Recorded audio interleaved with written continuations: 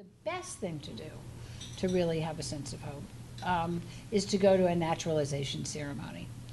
And you spend the entire time in tears, unless you are just made of armor.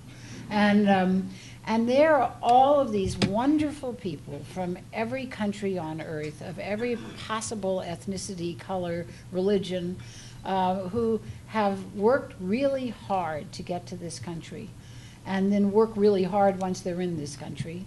And they have chosen America because they believe in the promise of the American experiment.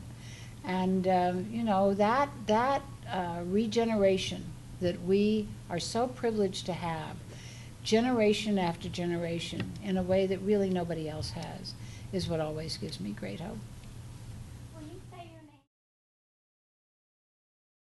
That it is just so angry on both sides, and so just dug in and unwilling to have any kind of sense of compromise or of saying we have to do this because the country needs it.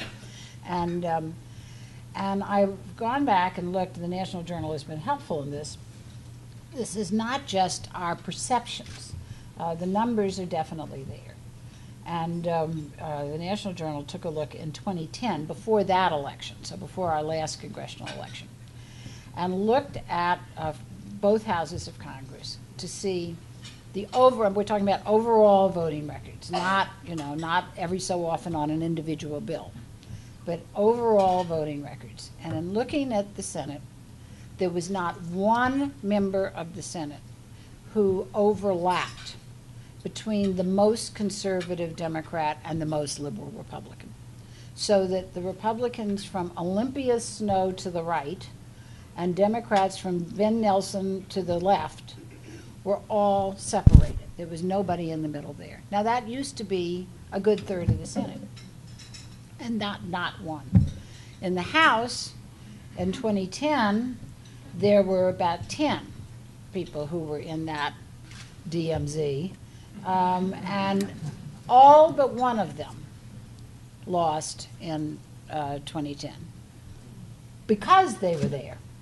And the only one who's left.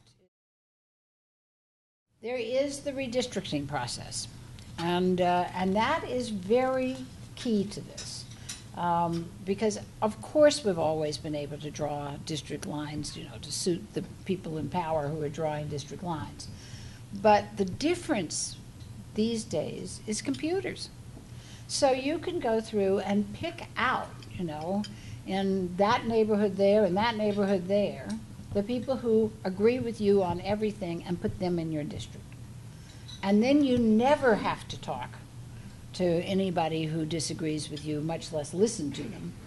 And the only trouble you can get into is to lose a primary.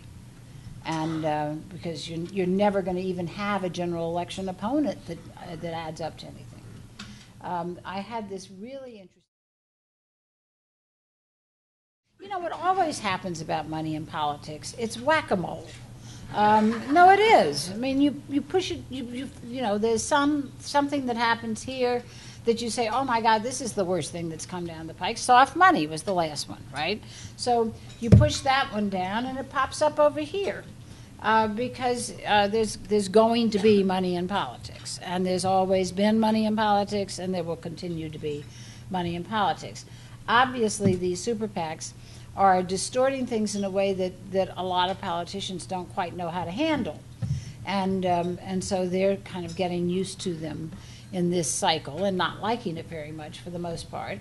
It's interesting because, of course, when the Supreme Court ruled that corporations and labor unions and individuals could give unlimited amounts to these organizations as long as they were not connected to a candidate, what everybody thought was that they were going to be big dumping grounds for corporate and union money. But it turns out that they're becoming much, much more appealing to wealthy individuals. And part of the reason for that is that corporations have brands, you know, and they actually don't necessarily want to be associated with some of the kinds of advertising that are going on. So it's attracting more of the individuals. Thank you all so very, very much. You've been great.